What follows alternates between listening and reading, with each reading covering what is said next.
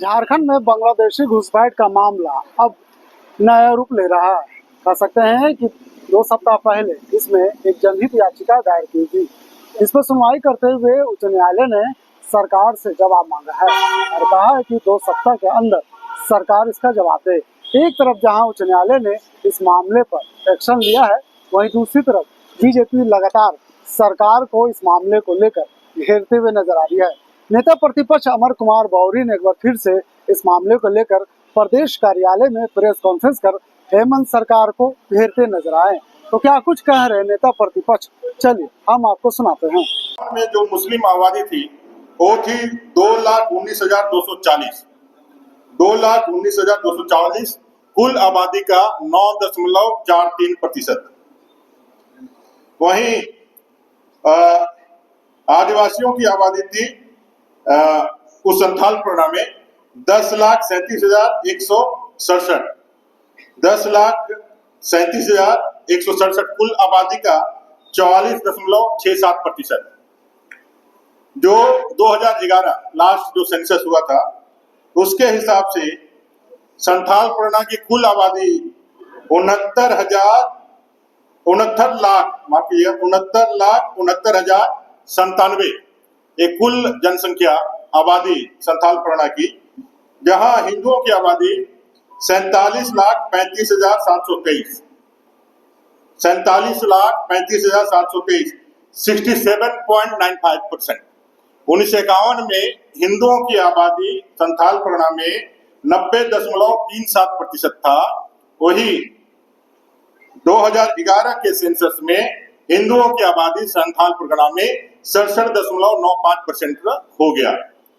वहीं मुस्लिमों की आबादी 15,84,285 15,84,285 कुल परसेंटेज में कुल आबादी का 22.73%।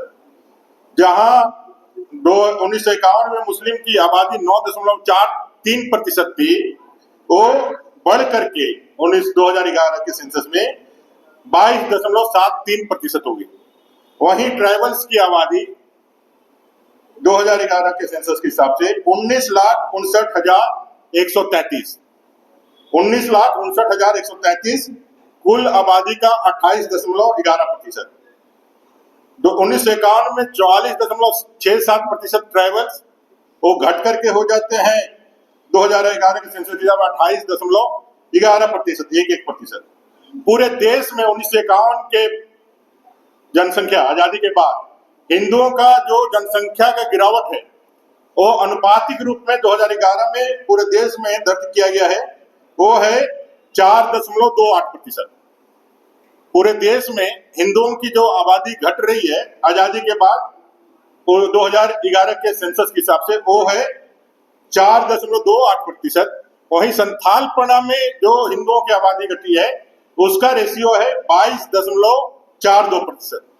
22.42%। आप इन बात को समझिए कि भाई यह नैसर्गिक रूप से जनसंख्या के प्रति नहीं है, यह नेचुरल तरीके से नहीं है। इसका मेजर कारण है वो है इलीगल इमिग्रेशन। वो जो अवैध तरीके से घुसपैठिए बंगाल के रास्ते घुस करके यहाँ जो स्थापित हुए हैं, जिसका लॉन्चिंग पैड मुर्शिदाबाद होता है। कई बार आप लोगों ने इस विषय पर रखा है कि मुर्शिदाबाद के रास्ते घुसते हैं और फिर मदरसों के माध्यम से पूरे राज्य के अंदर वो अपने फैलते चले जाते हैं और इसके कारण सोशियो इकोनॉमिक जो उनका जो है वो पूरा ये चीज चल रहा है। भारत की सरकार ने राज्य सरकार को कहा है, it is humbly submitted that the state government of Jharkhand is duty bound and fully empowered to tackle the problem related to illegal immigrants, as power to deal with such cases has been delegated to them in accordance with the provisions of the Constitution. A state government of Jharkhand has constituted the committee for identification and deportation of overstaying foreigners under the chairmanship of additional chief secretary. उन्होंने कहा है कि भी एक झारखंड की सरकार के पास एक कॉन्स्टिट्यूशनल पावर है कैसे लोगों को चिन्हित करके डिटेन करके उसको वापस भेजे, और इसके लिए वो कोई भी इस लेवल के chief secretary, under chief secretary, इस लेवल के किसी भी पदाधिकारी के माध्यम से आप कमेटी बना करके उसको डिटेन करिए, उसको आइडेंटिफाई कीजिए, डिटेन कीजिए, डिपोर्ट करिए, ये उनके पास है। उन्होंने साथ में ये भी कहा है भारत की सरकार ने कि the answering respondent submit that the government of India is serious and dealing with the matter regarding illegal migration and has taken all necessary steps earnestly। उन्होंने साफ तौर पे कहा है कि भारत की सरकार इस गंभीर मसले को समाधान के लिए अपने हाथ में पूरा ताकत रखती है। भारत की सरकार के पास यह पूरा अपना ताकत है कि हम ऐसे लोगों को चिन्हितीकरण भी करें और इसको डिटेन भी करें। यह भारत सरकार के पास वो उनके लिए यह कोई बड़ा इशू नहीं है। अगर वो यदि राज्य की सरकार जो प्रिलिमिनरी इन सब चीजों का संघीय व्यवस्था में, उनके जुरिडिक्शन में, उनके क्षेत्राधिकार में ये सारे विषयों को डील करने का अधिकार है, अगर वो नहीं कर पाते हैं तो अपने पास सफिशिएंट मैकेनिज्म भी है और सफिशिएंट अपने पास ताकत भी है कि ऐसे अवैध तरीके से यहाँ रह रहे बांग्लादेशी घुसपैठियों का हम चिन्हितीकरण करके उसको डिटेन करके डिपोर्ट कर सकते हैं। और इसके लिए उन्होंने अपने आप को प्रस्तुत भी किया है और उन्होंने कहा है कि नेशनल रजिस्टर होना चाहिए, एनआरसी भी जो है उसको भी माध्यम बनाया जा सकता है। आधार कार्ड एक जो है वो आधार कार्ड सिर्फ यूनिक आइडेंटिफिकेशन के लिए ही है, एनआरसी ही किसी को रजिस्टर्ड नागरिकता से जोड़ सकता है। तो ये अपने केंद्र सरकार ने, गृह मंत्रालय ने कहा है। आप सबका स्वागत है। पहले एक दुखद खबर जो अभी आप लोग से ही पता चली, सीताराम येचुरी जी बड़े वरीय नेता भारत देश के, उनका आज निधन हो गया है। आप ही लोग से पता चला।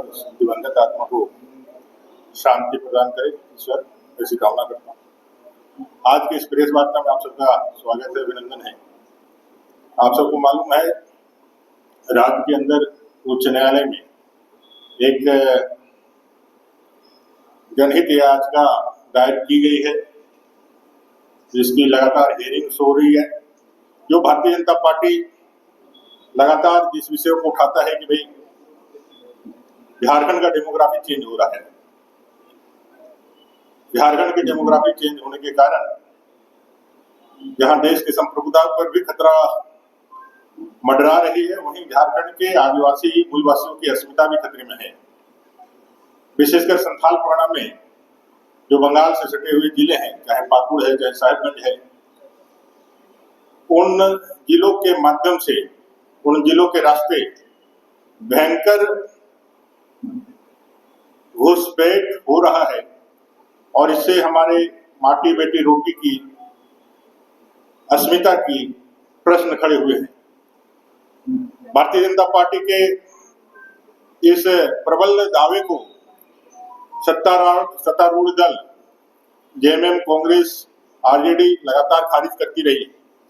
वो इसे सिर्फ एक राजनीतिक बयान बताती रही है, लेकिन जब माननीय उच्च न्यायालय ने इस गंभीर विषय को संज्ञान में लिया पीआईएल के माध्यम से, और जब उस पर उन्होंने लगातार हियरिंग की, तो आपने देखा होगा कि माननीय उच्च न्यायालय ने सीधे कहा कि भी संथाल परगना में डेमोग्राफी चेंज हो रही है और वहां के 6 जिलों के डीसी और एसपी सीधे उनको रिपोर्ट करे कि भाई उसके लिए आप क्या कर रहे हैं।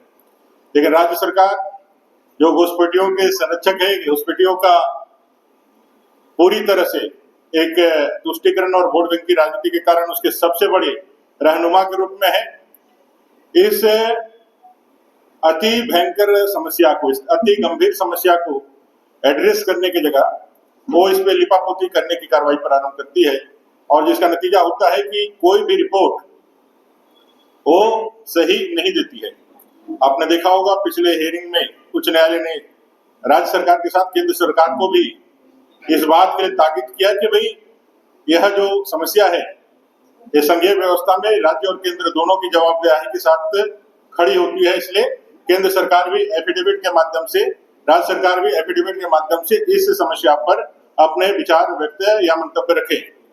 राज्य सरकार ने जो अपने डीसी एसपी के माध्यम से जो उन्होंने एफिडेविट दिया था, वो पूरी तरह से हाई कोर्ट ने खारिज किया था और उनके इस कठोर निर्देशन के बाद आज हाई कोर्ट में केंद्र सरकार ने, केंद्रीय गृह मंत्रालय ने एक एफिडेविट जारी दिया है और उन्होंने इस बात को एक्सेप्ट किया है कि इन्फिल्ट्रेशन, घुसपैठ संथाल परगना और पूरे झारखंड के लिए एक बड़ा खतरा के रूप में उभर करके सामने आया है। और उन्होंने ये भी माना है कि इसके कारण डेमोग्राफी चेंजेस हुई है। उन्होंने कुछ आंकड़े अपने एफिडेविट के माध्यम से दिया है। वो एफिडेविट के माध्यम से जो आंकड़े दिए हैं उससे साफ दिखता है कि संथाल परगना टेनेंसी एक्ट का जो उल्लंघन हो रहा है, भयंकर उल्लंघन हो रहा है, उसमें कहीं ना कहीं राज्य सरकार का पूरा जो है संरक्षण प्राप्त है। किस तरह से पाकुड़ के रास्ते, साहिबगंज के रास्ते, मदरसों के माध्यम से जो इलीगल मदरसे बड़े पैमाने पे एसपीटी की जमीन पे पड़े हैं, उस मदरसों के माध्यम से आधार कार्ड जैसे डॉक्यूमेंट बना करके वो झारखंड के अंदर अपना बसवास कर रहे हैं और झारखंड के संसाधनों का सोशियो इको सिस्टम जो है वो पूरा उसको डैमेज कर रहे हैं, डेमोग्राफी का चेंज कर रहे हैं। गिफ्ट डीड के माध्यम से जमीनों को खरीदा बिक्री किया जा रहा है, मुसलमान उस पर बैठ रहे हैं, उसको जाके कर रहे हैं। गृह मंत्रालय ने आधार को, माननीय उच्च न्यायालय ने आधार को भी, आधार है उसको भी कहा था कि भी आप भी अपना एफिडेविट दिए। आधार ने साफ तौर पे कहा है अपने एफिडेविट में कि आधार किसी भी नागरिकता का प्रमाण नहीं देता है, वो व्यक्ति विशेष के एक आइडेंटिफिकेशन नंबर मात्र है, यूनिक आइडेंटिफिकेशन नंबर मात्र है। किसी के पास आधार बन जाने से, बना लेने से वो भारत का नागरिक नहीं हो सकता है। यह आधार ने और गृह मंत्रालय ने स्पष्ट रूप से कहा है। उन्होंने जो आंकड़े आज एफिडेविट के माध्यम से कहे हैं वो पहले भी हम लोगों ने आप लोगों के माध्यम से जनता को बताया है। उसमें कुछ उल्लेखनीय विषय है जो मैं आपको थोड़ा सा उसको डिटेल में बताना चाहता हूं। उनके आंकड़ों के हिसाब से 1951 में 23,22,092 यह कुल आबादी थी संथाल परगना की। 23,22,092 की कुल आबादी थी संथाल परगना में जनसंख्या की, जिसमें हिंदू थे 20,98,492। कुल आबादी का 90.37%, कुल आबादी का 90.37% में। फिर मुझे लगता है कि पूरी जानकारी मुझे नहीं है, लेकिन जितने मुझे जानकारी मिली है, राज्य सरकार अभी भी समय चाह रही है कि उनको अपना से या अपना पक्ष रखने के लिए सरकार, माननीय न्यायालय उनको समय दे। हाई कोर्ट ने कहा है, माननीय न्यायालय ने कहा कि आप कमेटी बनाइए और कमेटी फॉर्मेट करके इसको आगे बढ़ाने का काम करिए। केंद्र और राज्य सरकार दोनों ज्वाइंटली इस कमेटी को टैकल या हैंडल करें और जो नाम आएगा वो उच्च न्यायालय देखेगी, माननीय उच्च न्यायालय देखेगी कि वो सही है कि नहीं तो वो अपने तरफ से भी इन नामों का प्रस्ताव करके करेगी। तो मैं समझता हूं कि जिस तरह से माननीय उच्च न्यायालय ने संविधान प्रदत्त जो हमारी संप्रभुता है, उस संप्रभुता के रक्षा के लिए, क्योंकि भारत एक संप्रभु राष्ट्र है और संप्रभुता ही हमारे होने का सबसे बड़ा सबूत है। अगर हमारे संप्रभुता पर किसी भी कारण से कुठाराघात होता है, किसी ऐसे एक्टिविटी या किसी सरकार के सिर्फ इस कारण से कि वो तुष्टीकरण और वोट बैंक की राजनीति से सत्ता प्राप्त करना चाहते हैं, इसलिए भारत के संप्रभुता पर भी खतरा आने से वो यदि चिंतित नहीं होते हैं तो उच्च न्यायालय ने इसको बड़े ही गंभीरता से लिया है और राज्य सरकार से कहा है कि भाई आप भी इसको उसी तरह से डील करें। लेकिन यहाँ दिक्कत ये है कि राज्य सरकार का गृह मंत्रालय या गृह सचिव इन सब बातों से छोड़ करके अपने इस तुष्टीकरण की सरकार को कैसे बचाए रखे, इसको कैसे आगे ले करके जाए। अब एक राजनीतिक कार्यकर्ता पदाधिकारी के रूप में यदि एक्ट करने लगे तो इस तरह की घटनाएं होगी। उनका कोई भी गंभीरता इस गंभीर मसले पर नहीं है। हम लोगों ने कहा है सिद्धू कान्हू की भोगनाडी की वो धरती जो हुल का सबसे बड़ा गवाह बना था, जहां 1857 में 40,000 से ज्यादा हमारे आदिवासी भाई इकट्ठा होकर के अंग्रेजों के खिलाफ हुल की क्रांति का बिगुल फूके थे। आज उस भोगनाटी में 7 परिवार ही जो है वो आदिवासी बचे हुए हैं, बाकी सारे खत्म हो गए हैं। ये एक जीता जागता सबूत है रोटी बेटी माटी के खतरे का लेके। और उच्च न्यायालय ने इस गंभीर मसले को, जो भारतीय जनता पार्टी एक राजनीतिक दल होने के नाते हम बराबर उठाते रहते थे, आज माननीय उच्च न्यायालय के शपथ पत्र में केंद्र सरकार ने इसको दिया है। और मेरा भी अपील और मांग रहेगा इस राज्य सरकार से कि राजनीति में अपने पदाधिकारियों को ना झोंकते हुए उनको उनका काम करने दीजिए। आप अगर राजनीति में नहीं सक रहे हैं, अगर आपके दल में कोई राजनेता ऐसा नहीं बचा है कि वो भारतीय जनता पार्टी का मुकाबला कर सके, तो फिर आपको जनता हराएगी। आप पहले ही आप ले डाउन कर दिए पदाधिकारियों को, असंवैधानिक पद पर बैठे हुए व्यक्तियों को आप आगे बढ़ा करके राजनीति खेलने के लिए और राजनीति के चीजें करने के लिए भेजेंगे, तो इससे भारतीय लोकतंत्र और लोकतंत्र की परंपराएं ही ढीली होगी, उसमें ही घुन लगेगा, जो किसी भी एक संप्रभु राष्ट्र के लिए अच्छा नहीं होगा। संविधान ने हमें तीनों को अलग तरीके से काम करने के लिए और तीनों को एक दूसरे को बैलेंस के साथ समन्वय बना करके देश को आगे बढ़ाने के लिए ताकत दिया है। न्यायपालिका, कार्यपालिका और विधायिका तीनों एक साथ आगे बढ़ सके, ऐसा हमारे संविधान ने हमें ताकत दिया है। उस पे कोई ओवरलैपिंग ना करे, ये राज्य सरकार को भी समझना चाहिए और पदाधिकारी को भी समझना चाहिए कि आप कोई पक्षपात नहीं कर सकते हैं। आपको जब ट्रेनिंग दी जाती है तो आपसे यही उम्मीद की जाती है कि आप एक निर्व्यक्तिक रूप में आप काम करेंगे। जो भी शासन प्रशासन से विद इन लॉ जो आएगा उसको एग्जीक्यूट कराना ही आपका काम है। विदाउट लॉ जाकर के आप काम करने लगेंगे तो अराजकता फैलेगी और राज्य की सरकार अपने निश्चित हार को देख करके अपने पदाधिकारियों को अपने राजनीतिक एजेंडे के प्रतिपूर्ति का माध्यम बना रही है। आज इस प्रेस कॉन्फ्रेंस में आप सब लोग आए, इसके लिए आप सबको बहुत धन्यवाद।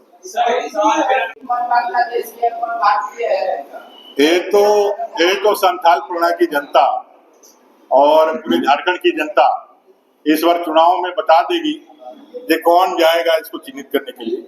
निश्चित रूप से भारतीय जनता पार्टी ही चिन्हित करने के लिए जाएगी, लेकिन भारतीय जनता पार्टी सरकार के माध्यम से जाएगी और सरकार भारतीय जनता पार्टी की होगी, जो 2024 के इस चुनाव में, विधानसभा के चुनाव में जनता के आशीर्वाद से जीत कर आएगी।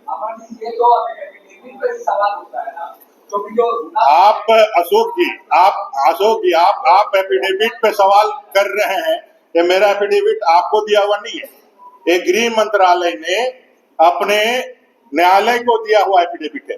आप ऐसे सवाल उठा दीजिएगा, आप कहां से लेके आइएगा? आपका कोई है अथॉरिटी है जो इन चीजों को ठीक कर सके? अथॉरिटी तो सरकारी होती है ना। जब भारत की सरकार माननीय उच्च न्यायालय में एफिडेविट दे रही है तो उसमें आप और हम प्रश्न पर चिन्ह उठाए, इससे ज्यादा और हमको लगता है कि इससे ज्यादा और क्या हो सकता है?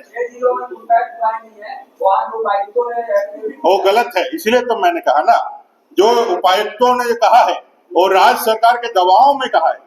राज्य सरकार का गृह विभाग राजनीतिक एजेंडे को और राजनीतिक महत्वाकांक्षा, राजनीतिक लक्ष्य को प्राप्त करने का एक साधन मात्र बन गया है।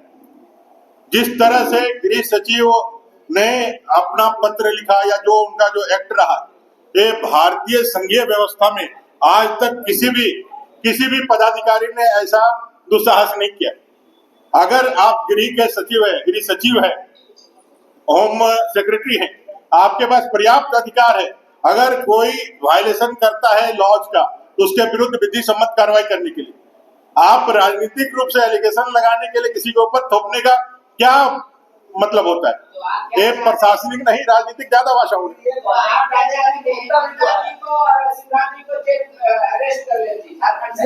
अरे इतना दम कहाँ है? भारत का लोकतंत्र और भारत का संविधान अभी जिंदा है। राहुल गांधी जी अमेरिका में जाके बोल देंगे कि आरक्षण खत्म हो जाएगा, तो बाबा साहब का अम्बेडकर का आरक्षण यहाँ खत्म हो जाएगा क्या? जान चले दे देंगे, जान ले लेंगे, लेकिन आरक्षण खत्म नहीं होगा। बता दीजिएगा कांग्रेस और राहुल गांधी को। इसलिए भारत का संविधान यहाँ ताकत के साथ दिया हुआ है। भारत का संविधान रहेगा तो किसी को इस तरह से कोई तानाशाही तो भी है, बहादुर जबर या औरंगजेब का शासन थोड़ी है जो लोकतंत्र में कहीं पर भी कोई आएगा और उसको पकड़ करके आप जेल डाल दीजिएगा। और नहीं है, और उसको होता नहीं है, और कांग्रेस का शासन भी नहीं है। जहाँ खाता ना वही इंदिरा गांधी जी जो कहे वही सही। और वो समय निकल गया जब संविधान को धज्जियां उड़ा करके, इमरजेंसी लगा करके, राष्ट्रपति शासन लगा करके चुनी हुई सरकारों को गिरा देते थे। अब मोदी जी की सरकार है, भारत का संविधान है, हम जैसे प्रबुद्ध नागरिक है, आप जैसे प्रबुद्ध नागरिक है, अब भारत के संविधान का एक इंच भी कोई बाल बाका नहीं कर सकता है। और विधि सम्मत तरीके से भारत के लोकतांत्रिक व्यवस्था में झारखंड के अंदर चुनाव का प्रचार करने से हमारे प्रभारी और अपने शिवराज जी चौहान और अपने सह प्रभारी हेमंता बिस्वा शर्मा जी को कोई कानून नहीं रोक सकता है। और झारखंड मुक्ति मोर्चा कोई भी हथकंडा अपना ले, कुछ भी कर ले, ना वो रोक पाएगी ना रोक सकेगी। यह भारत का संविधान और भारत का लोकतंत्र अधिकार देता है कि हम चुनाव में अपने पार्टी के लिए प्रचार कर सके। धन्यवाद। वो फेडरेशन क्या था? क्या वो 2014 के बाद बढ़ा है, 2019 के बाद बढ़ा है? दूसरा मेरा ये है कि आप ये भी कह सकते हैं कि स्टेट गवर्नमेंट पे आप लोग देख रहे हैं, सेंटर में आपकी सरकार है वो देख रही है, कैसे डिटेंशन सेंटर बना सकती है स्टेट गवर्नमेंट, या फिर कैसे रिपोर्ट कर सकती है? वो पूरा अधिकार है, वो पूरा अधिकार है एक स्टेट के रूप में जो संविधान के माध्यम से इनको मिला हुआ है। और स्पष्ट रूप से होम मिनिस्ट्री ने अपने एफिडेविट में कहा है, उन्होंने ये भी कहा है कि मैं जो आंकड़े बता रहा हूँ, जो एफिडेविट दिया है 2011 के सेंसस का ही है।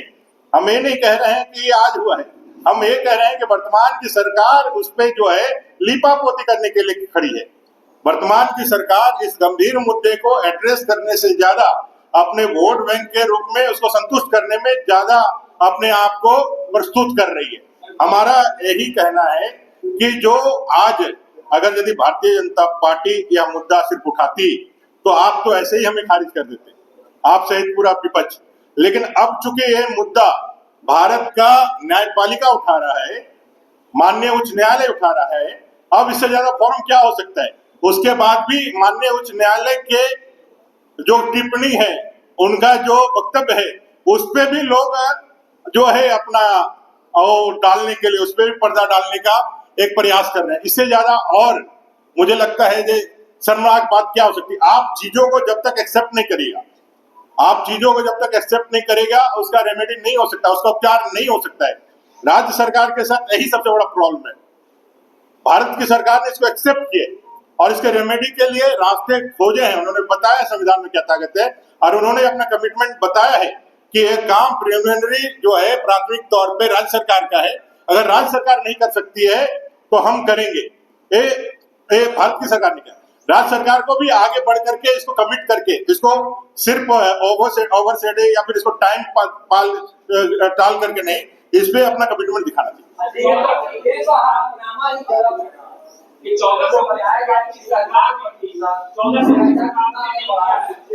के लिए ही हम लोगों ने कहा है कि भाई आप एक राज्य के होने की भूमिका में निभाइए।